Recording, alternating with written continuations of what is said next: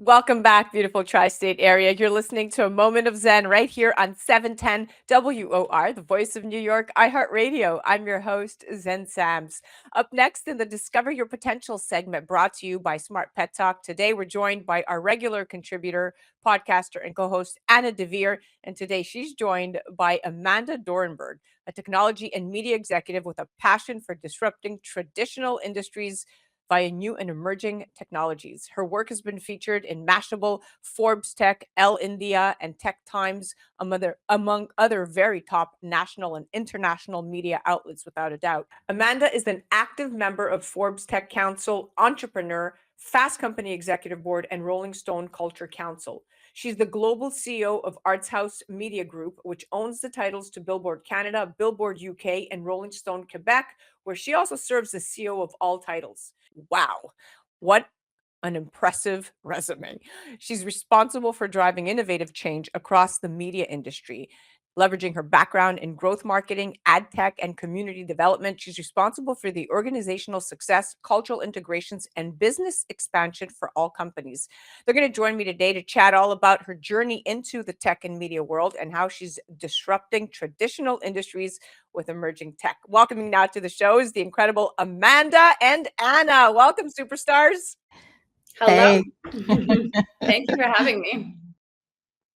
I am so excited to chat with you. You are a trailblazer within your own field. Incredible, incredible. So before we dive in, taking a look back, please share with us your journey in the tech industry and what initially inspired you to pursue a career in this field. I mean, how far back do we want to go? So I graduated high school when I was 16.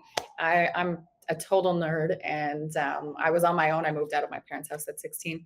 So to be honest, I looked at the college, courses available, and I saw computer programming was one, and I was always quite intrigued by tech.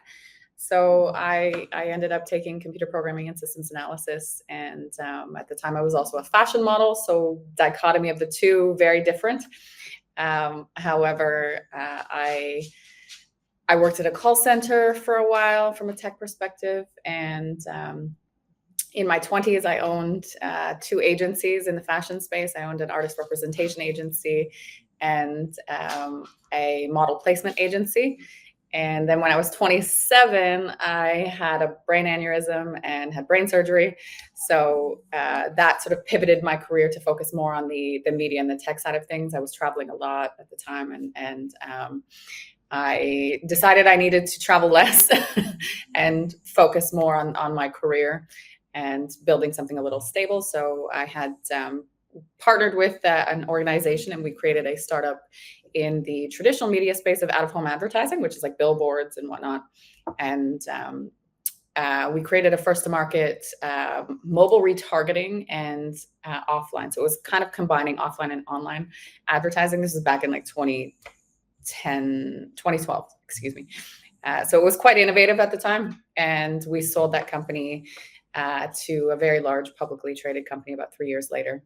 And then I went in to build another company, once again, in the ad tech space. So a lot of my career is specifically in the advertising technology space, and built a first to market. We called it an audience intelligence platform, where we were able to, once again, combine offline and online advertising and take some of the granular details of the digital space, online capabilities, targeting audience, demographic, lifestyle, et cetera, and brought that to the offline out-of-home space. And then we subsequently sold that to another large publicly traded company. Wow, that's some journey. It's a journey. That is a book right there. It is.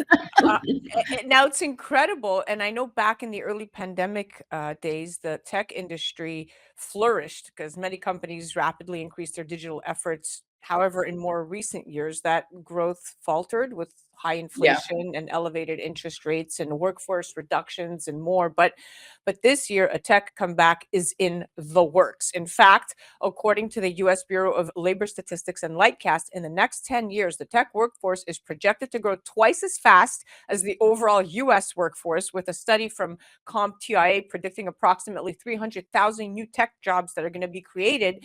And to go one step further, it should also come as no surprise that the Deloitte 2024 Technology technology industry outlook predicts a strong focus on artificial intelligence for this year of 2024. So you have certainly positioned yourself very well in a rapidly growing industry to be able to understand and evaluate the constant emerging tech and make decisions on how it can best innovate and disrupt more traditional industries. And that is at the heart of it all. So, congratulations with the Truly. work you've done. Thank you. Now, Anna, I know you have some questions, so I'll let you take it away. Yeah, I love what you've laid down, Zen. I think that one thing I want to underscore is Amanda's superpower. It's your passion for disruptive and innovative thinking. And I know you've held back because I know you've had a lot of career wins, but I'm just wondering if one stands out as a real turning point where you understood how that superpower was like key to your success. I think for me, my biggest win, I suppose, is being I was the youngest female executive in a publicly traded company after selling my company to this publicly traded company. It's a very large out-of-home organization. So I was 34 by the time I had two successful tech exits. And when I was 37, I took over as the youngest president of a data science company that ran the out-of-home industry in the Canadian marketplace. And I'm now 41, but when I was 40, I took over as the only female CEO of Billboard globally, and the youngest as well. So for me, those are my career wins. Yeah. Just trying to showcase the passion for being a female entrepreneur, and it doesn't matter what age you are, you can succeed. Just a few of my career wins. Oh, I'm telling you, we could take all day on that one. Just a few. This is amazing. Now, while Amanda, you are amazing, but while your innovative and open mindset is clearly valuable, because I think that that's at the key of it all, not everyone shares this mindset, right? In a world with such rapid growth, many people fear some of these technological advancements, technophobes. In fact, there's actually a term, right? Technophobia. And this fear sometimes arises for various reasons, right? But it may be for privacy concerns, an alarm for making the human workforce obsolete, right? Or even just a general aversion to the change. I think it's general aversion to the change. But this fear doesn't just emerge on a consumer level, even on a business level. And according to Forbes, 43% of businesses are concerned about technology dependence and therefore are hesitant to integrate new tech. But as we all know, change is often for the better. So, in your expert opinion, what emerging trends or technologies in the tech industry excite you the most right now that should not be overlooked? Honestly, AI, artificial intelligence. I know people are scared of it. However, it's not going to replace the human role. It's going to enhance it. If you're not using ChatGPT, and I'm not talking the free version of ChatGPT, I'm talking the paid version. It's $25 a month, something like that. If you're not using that to enhance your personal knowledge and your efficiency within the workplace, at the end of the day, AI is specifically about efficiency. It's not about replacing human power. It's specifically about efficiency. And every single one of us in any workforce should be looking at AI. We should be leveraging it to be able to ensure that we are more efficient and are able to actually enhance our roles and our value within an organization. It will never replace us, in my opinion. It's just going to enhance us. I'm glad you're talking about this techno positivity, because I think a lot of people are scared about AI, and I think they see it as a threat to their job. But again, I want to underscore something really human about you, because when I first heard your story, I was really inspired by your ability to overcome adversity and the way you pivoted. A lot of people pivoting right now. And I want to know, is there something human that really kept you going during that time, during those times of change? I mean, as I alluded to, I did have brain surgery when I was 27. So that is a very grounding experience. And frankly, you wake up every day and you feel blessed to be able to wake up and to have the opportunity to live life where others may not. So that to me is what keeps me going and keeps me wanting to succeed and wanting to change and wanting to innovate and wanting to inspire, the younger generation of entrepreneurs. So it's positivity across the board. Positivity across the board, always. Now, I know that you're going to be launching Billboard UK later this fall and Rolling Stone Quebec just in a few weeks. So you've clearly got lots on your plate, Amanda. But looking specifically at your current role as CEO, with your tech background and disruptive approach, how has the company evolved under your leadership, and what are some of the key changes or even strategies that you're implementing going forward? That's a great question. I think, in the Canadian space specifically, with I'll speak to Billboard Canada and Rolling Stone Quebec for our upcoming launch. There's a lot of legislation from an advertising perspective that is limiting to advertisers. There's various federal and provincial, or equivalent to state, legislation that's coming into play with respect to privacy and whom can advertise outside of the Canadian market space within the Canadian market space. So it was a bit of a down market for us in Canada. And my business partners and I took that as an opportunity to replace some publications that were unfortunately unable to sustain because they lost a significant amount of revenue with this legislation coming in. So I think that that's an exciting place and position to be, because we have the ability to foster community, and that's one of our large ethos across all of ArtsHouse Media Group titles. We really want to provide a platform and a voice for talent, whether they be Canadian talent or international talent, on a more international scale and an international platform. So for us, it's really about community and building and fostering that community. I love, that's near and dear to my heart. I'm a songwriter, and I worry about the market in general for artists. And I actually met Canadian artist Brian Adams recently in a kind of a tight circle, and I said, "What are you most excited about right now?" And he just said, "Freedom." And I won't go into the reasons why he's feeling that freedom, but it's just such a changing landscape, and it's important to honor artists. And I know you're doing that, and community is such a wonderful word. Can you give us some success stories of ways that you've helped emerging Canadian artists? I'm going to reference our inaugural cover for Billboard Canada. So we had the opportunity to put any number of major A-list Canadian celebrity musician on our cover. We could have had access to any one of the big ones. I'm not going to name names, but we decided to take a different approach, and our inaugural cover was focused on the Punjabi wave. So in the Canadian and on the global scale, Punjabi music and musicians and art is a huge cultural trend, and it's not widely known to those who may not be overly familiar with the music industry. So we took the opportunity to take 5 of the most successful Canadian Punjabi artists and put them on our cover. So we did 5 independent covers, and then we did a cover with all 5 of them on. Each of these artists have over 10 million streams monthly on Spotify. So they're very successful.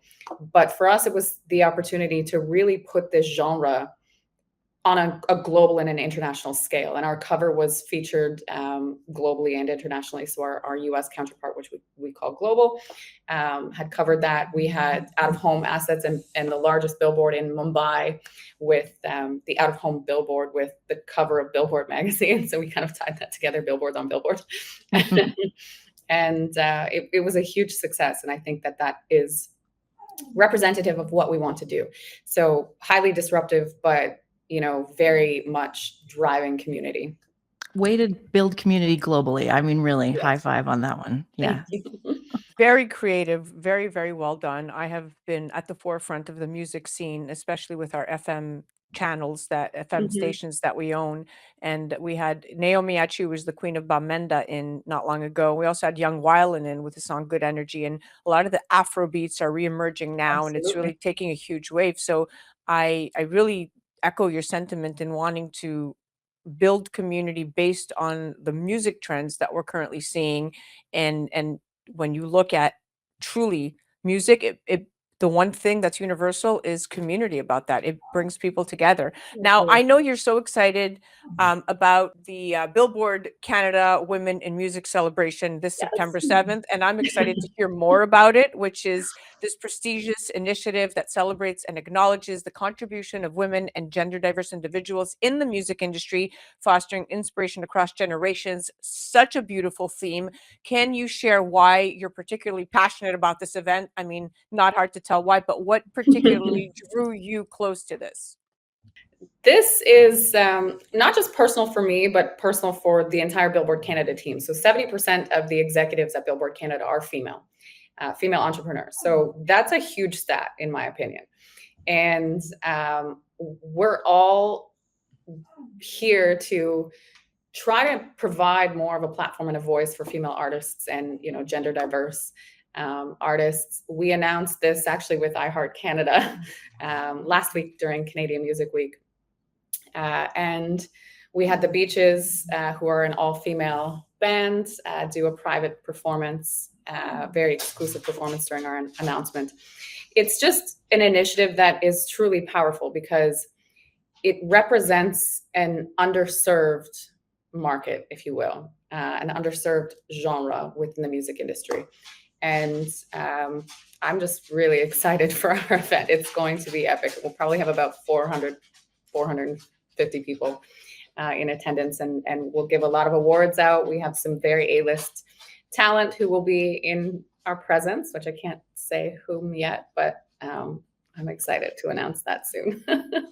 I'm excited for you. Yeah, great cliffhanger. Yes. Right. Great teaser. I would just like to say with Zen, Amanda, I feel this moment. Really happy to be with both of you. I do believe that media can change the world. I do think women of our caliber, and I can throw myself in there, just women of our caliber looking out for that community globally.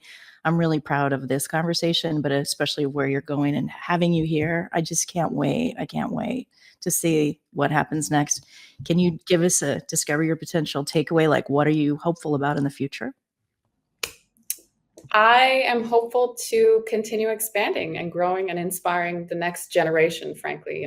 At the end of the day, I want the younger females to know that you can be an entrepreneur, to know that you can be disruptive, to know that you can have a seat at the table without, worrying or without being self-conscious. I want to have the next generation look up to our entire team within ArtsHouse Media Group and within, both Billboard UK, Billboard Canada, and Rolling Stone Quebec, and feel inspired. I want them to know that they can do this too. You are amazing. Okay, I can't wait to have you here at headquarters. I'm going to introduce you to excited. all our FM partners. Maxwell from Z100, take you to Q104. We're going to go visit classic rock, Ken Dashow, breakfast with the Beatles. You're going to be in heaven. You're going to be in your element, music element. Okay, and then we're going to celebrate and do drinks. All right, cool. It's a wrap. We are officially out of time. Amanda, you fell into my lap. Thank you for bringing her to me, Anna. Mm-hmm. And anybody that wants to continue the positivity, check her out on the gram, man. I can't say enough about how an Instagram can inspire you. I'm really pleased that we fell into everybody's lap here. The doggy woke up. Okay, let me wrap this up. That was Discover Your Potential segment brought to you by Smart Pet Talk. And that was the incredible Amanda Dorenberg, Global CEO of ArtsHouse Media Group, which owns the titles to Billboard Canada, Billboard UK, and Rolling Stone Quebec, where she also serves as CEO of all the titles. Definitely be sure to check out Billboard Canada at ca.billboard.com and check her out on the gram at Amanda Dorenberg to stay up to date with the latest ventures. And of course, to see more of Anna, head to discoveryourpotentialshow.com. You're listening to A Moment of Zen right here on 710 WOR, the voice of New York, iHeartRadio. We'll be right back after this.